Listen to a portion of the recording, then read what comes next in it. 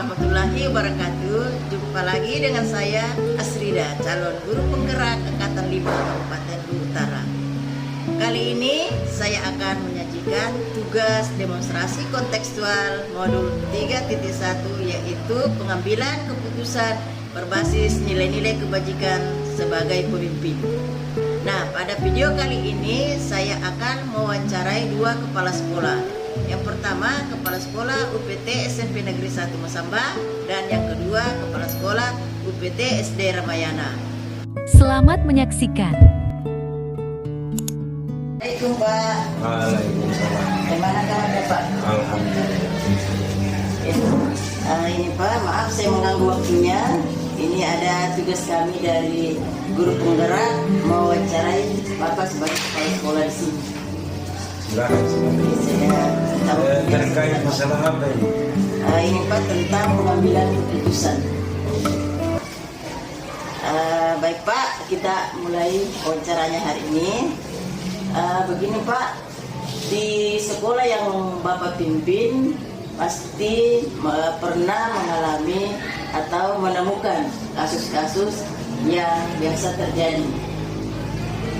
Nah, dari kasus-kasus itu Bapak mungkin bisa mengidentifikasi atau bagaimana caranya Bapak mengidentifikasi kasus itu, sehingga kasus itu apakah dia sebuah dilema etika atau sebuah bujukan moral.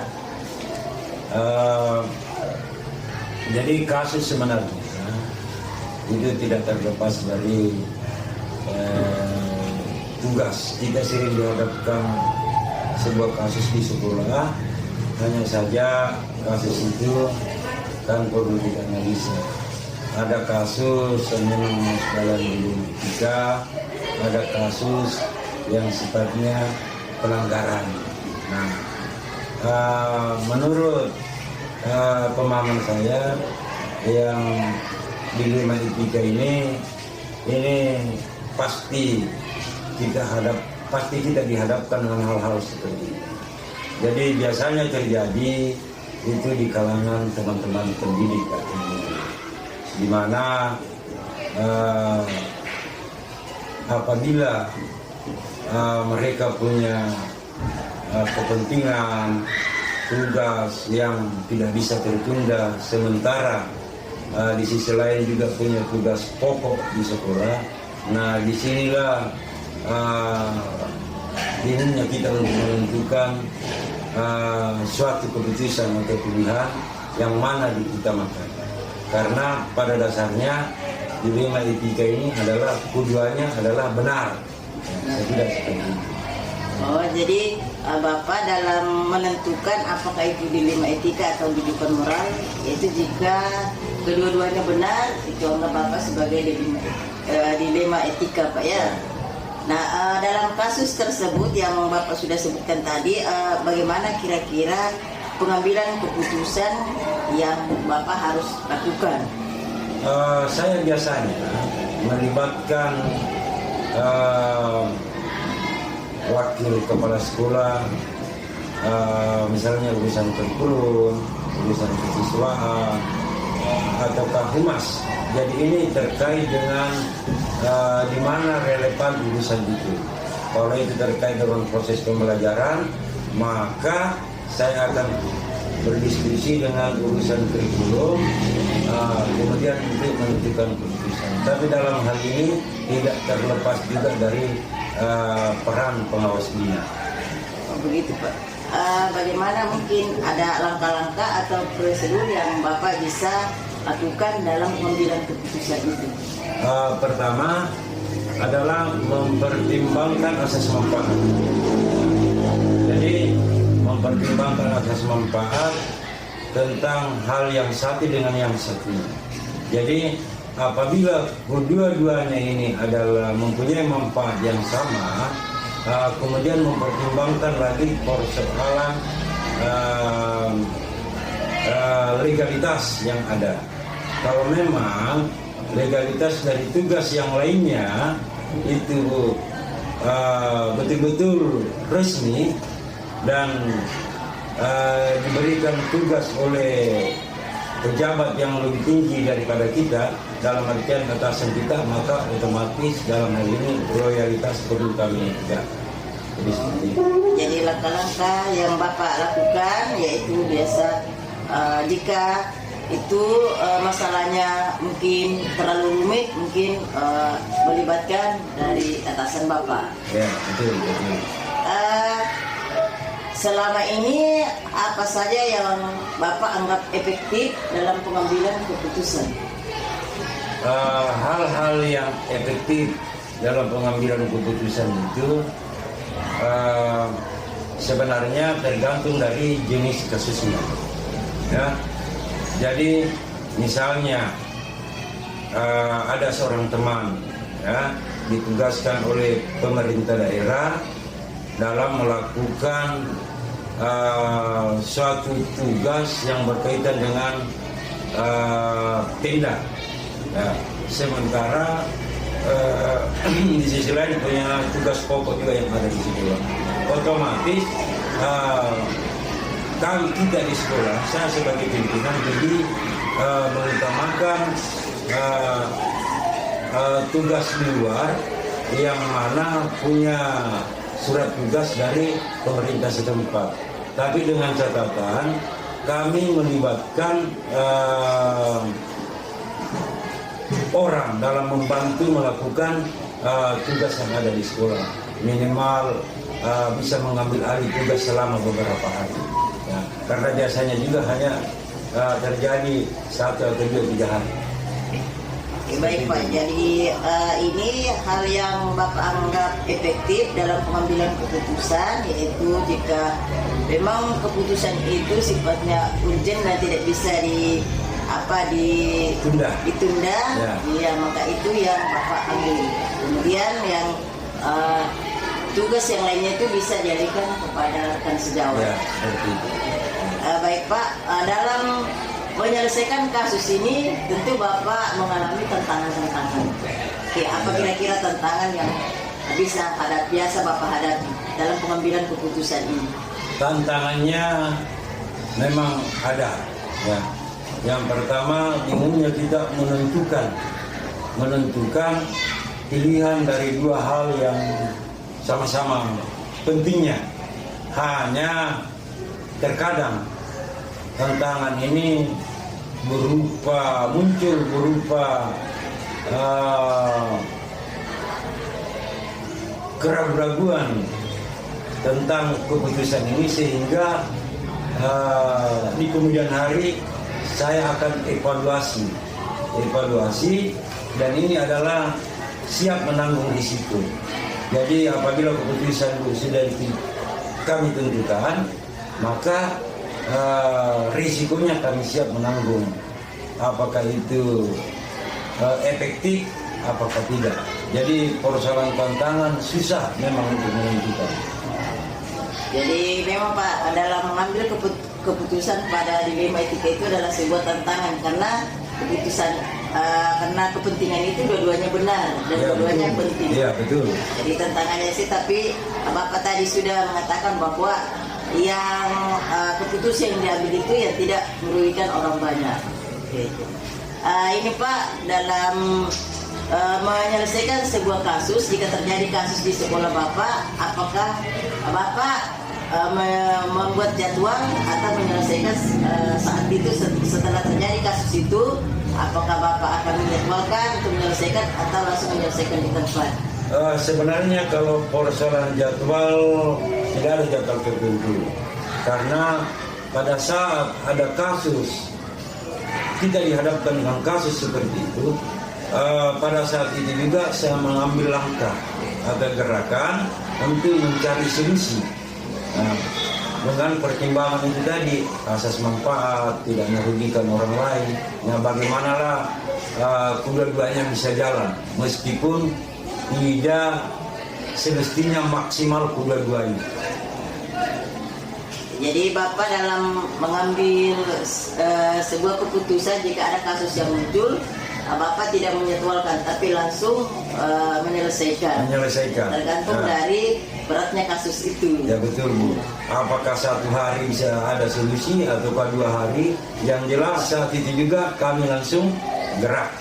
Ya, jadi langsung ada gerakan Pak ya. Langsung. Kira-kira dalam bentuk atau prosedur apa yang akan Bapak jalankan dalam mengambil keputusan tersebut? Prosedurnya pertama jelas kita mempertimbangkan asas manfaatnya. Tapi dalam mempertimbangkan asas manfaat ini tidak terlepas juga dari aturan. Ya, aturan ini apa benar apa tidak. Ya, kemudian setelah kita pertimbangkan asas manfaatnya, itu kita putuskan secara bersama. Kita putuskan secara bersama, kemudian kita menentukan suatu pilihan. Ya, seperti itu. Ya, jadi ini Pak, dalam menyelesaikan kasus ada beberapa prosedur yang Bapak lakukan. Yang mulai dari melihat manfaatnya bagaimana, kemudian tidak merugikan orang, dan keputusan yang diambil yang terakhir itulah keputusan yang tepat, yang anggap Bapak tepat. Ya, hasil keputusan bersama. Oh iya Pak, jadi keputusan itu adalah hasil keputusan bersama beberapa orang. Wakil urusan di sekolah. Oke, Jadi pengambilan keputusan bukan sifatnya otoriter, tidak. Oke, jadi ini Pak, selama Bapak menjabat sebagai kepala sekolah di sini, dalam menyelesaikan sebuah kasus, apakah ada seseorang yang mempermudah Bapak untuk atau membantu Bapak dalam pengambilan keputusan dalam kasus dilema etika? Ada pengawas bina. Jadi bila saya dihadapkan dengan dilema kasus, saya tetap koordinasi dengan pengawas bina. Karena pengawas bina lah yang bertanggung jawab memberikan pembinaan kepada kita apabila ada hal-hal yang berupa pelanggaran terkait dengan persoalan akademik, persoalan tata tertib di sekolah dan lain-lain. Nah, jadi saya kira seperti itu. Oh, dalam menyelesaikan sebuah kasus, Bapak dibantu atau yang permudah urusannya itu adalah pengawas bina yang ada di sekolah Bapak. Selanjutnya Pak, dalam hal yang telah Bapak sampaikan, kira-kira pembelajaran apa yang Bapak dapat petik dalam pengambilan keputusan dilema etika ini? Kira-kira apa pembelajaran yang Bapak dapat petik?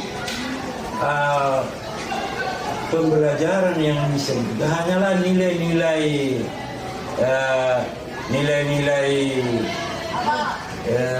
apa ya?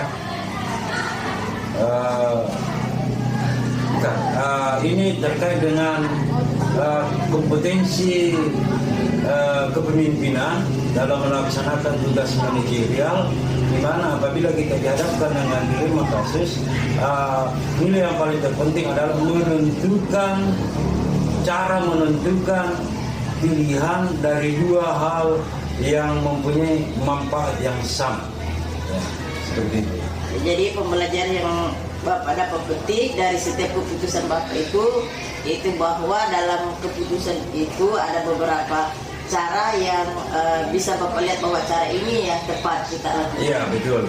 Artinya kita berusaha mendapatkan nilai dari sini. Nilai yang saya ambil adalah berupa pengalaman dalam menentukan pilihan bersama dengan wakil kepala sekolah, pengawas bina terhadap dua hal yang pada dasarnya sama pentingnya. Oke, baik. Jadi ini dalam pengambilan keputusan itu Bapak selalu mempertimbangkan yang terbaik untuk orang banyak, Pak. Iya, betul sekali. Ini Pak, dalam setelah Bapak mengambil keputusan, umpamanya dalam suatu kasus Bapak sudah mengambil keputusan, jika Bapak pulang ke rumah, apakah biasa Bapak termenung merefleksi kembali tentang keputusan yang Bapak sudah ambil tadi? Sering, ya. Bahkan kadang masih di sekolah juga saya melakukan refleksi. Setelah dikeluarkan ini, ditarik ini keputusan, maka saya akan merefleksi keputusan itu. apakah keputusan ini adalah keputusan yang efektif atau tidak. Hanya persoalan terbukti tidaknya efektif atau tidak itu nanti setelah tuntas kegiatan ini. Seperti itu. Jadi Bapak setiap pulang atau setiap selesai mengambil suatu keputusan, Bapak selalu merefleksi apakah keputusan yang diambil ini benar-benar untuk kepentingan orang banyak, tidak ada kepentingan pribadi di dalamnya. Artinya salah satu juga unsur adalah unsur kemanusiaan. Apabila ada contoh kasus Bu, ya, contoh kasus misalnya ada teman guru di sekolah tiba-tiba hari ini berduka, berduka meninggal orang tuanya ataukah keluarganya. Di sisi lain hari ini adalah hari efektif belajar. Jadi faktor kemanusiaan di sini juga memunculkan suatu keputusan bahwa hari ini kita berikan kebijakan dia tidak melaksanakan tugas, ikut melaksanakan acara prosesi buka itu.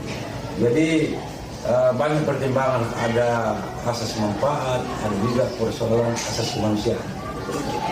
Jadi Bapak setiap pengambilan keputusan yang Bapak telah lakukan selalu mempertimbangkan nilai-nilai kemanusiaan atau nilai-nilai kebajikan universal yang betul sekali, nilai-nilai kebajikan. Iya Pak.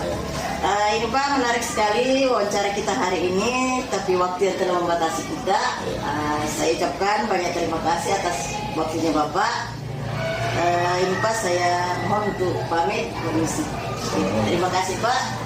Assalamualaikum warahmatullahi wabarakatuh. Waalaikumsalam. Assalamualaikum Bu. Waalaikumsalam warahmatullahi Bagaimana kabar, Bu? wabarakatuh. Alhamdulillah kabar baik Bu. Silakan duduk. Baik Bu, terima kasih. Ini Bu, maaf mengganggu waktunya. Saya ada tugas dari guru penggerak untuk mewawancarai Ibu selaku kepala sekolah. Bagaimana Bu? Saya minta waktunya sebentar Bu ya. Silakan Bu. Oke. Baik Bu, kita mulai. Selama Ibu memimpin di sekolah ini, tentu Ibu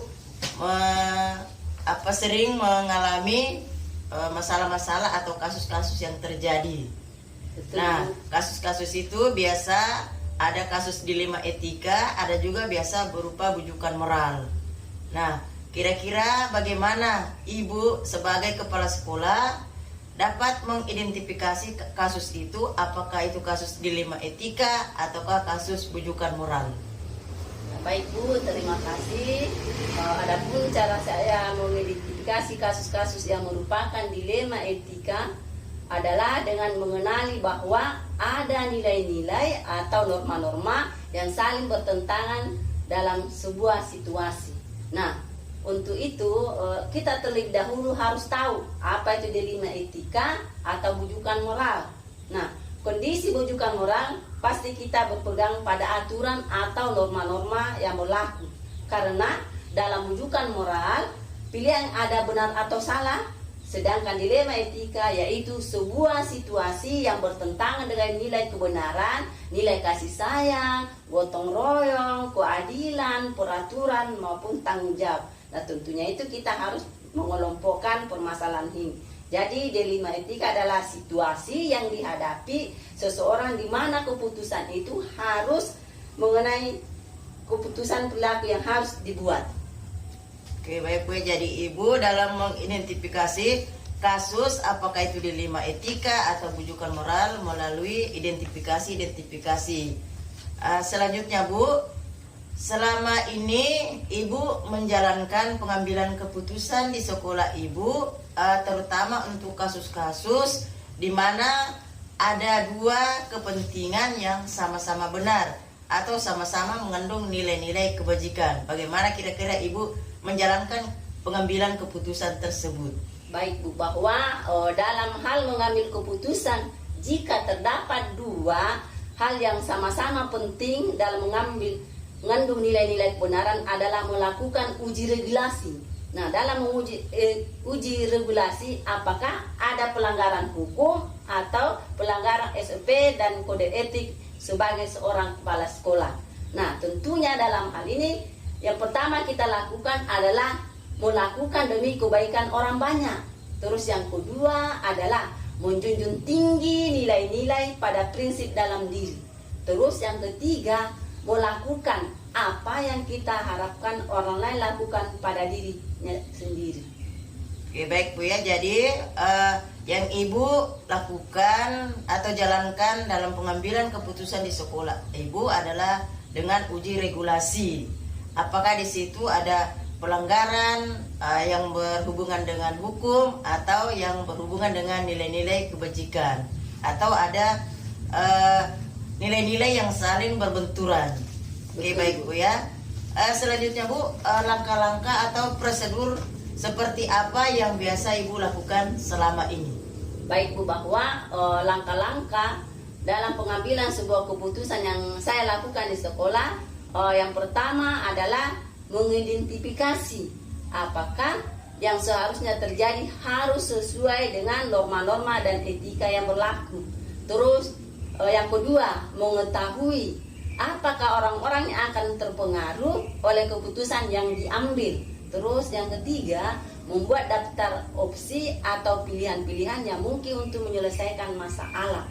Terus yang keempat, membuat alasan yang kuat untuk membenarkan opsi atau pilihan yang diambil. Nah, selanjutnya, setelah kita mengenali bahwa ada nilai-nilai yang saling bertentangan dalam sesuatu keputusan ini dengan cara mengidentifikasinya, maka kita harus saling terlebih dahulu masalah-masalah yang betul-betul berhubungan dengan etika ataupun aspek moral. Nah, setelah itu kita harus menentukan siapa yang terlibat dalam situasi ini.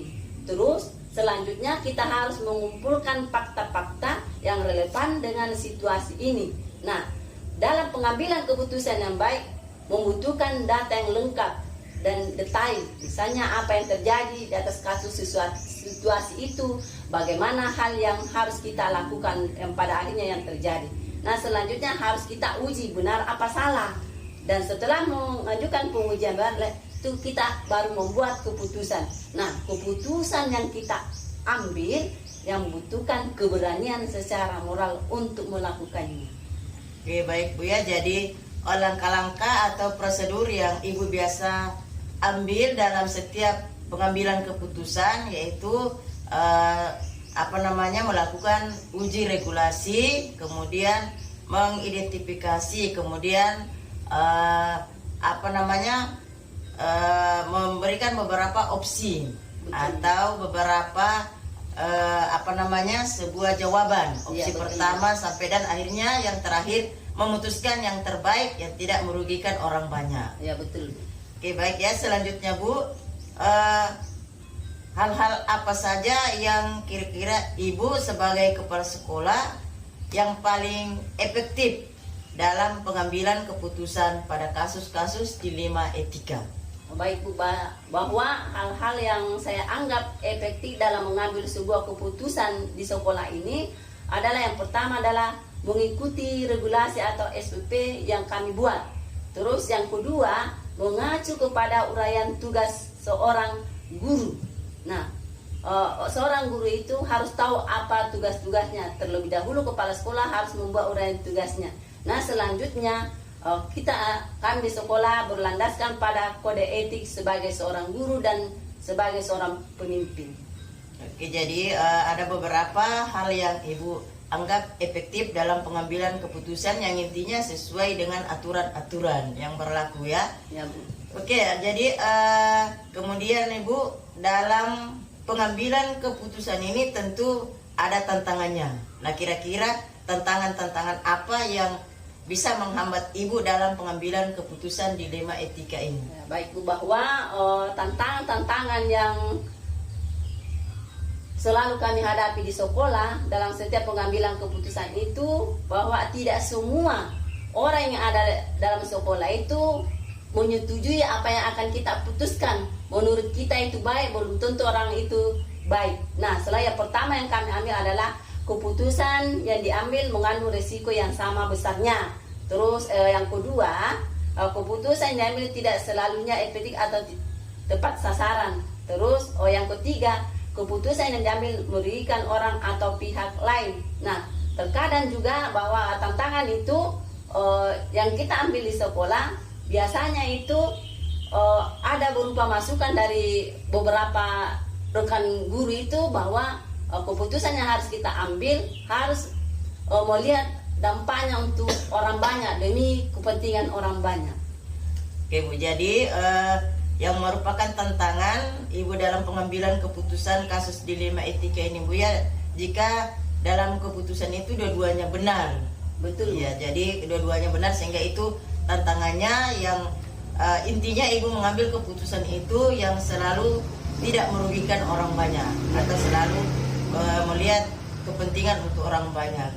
Oke Bu, selanjutnya dalam apakah Ibu dalam menyelesaikan sebuah kasus itu memiliki jadwal atau tidak terjadwal, atau apakah Ibu langsung menyelesaikan di tempat atau memilih sebuah jadwal untuk menyelesaikannya, serta bentuk dan prosedur seperti apa yang Ibu jalankan?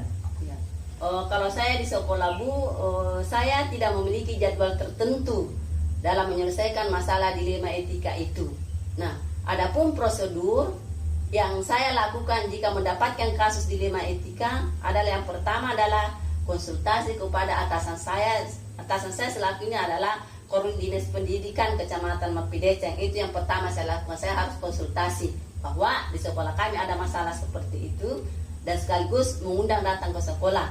Terus yang kedua, melakukan pertemuan dengan teman sejawat untuk membahas masalah ini. Biasanya ini kami bahas di K3 UPT.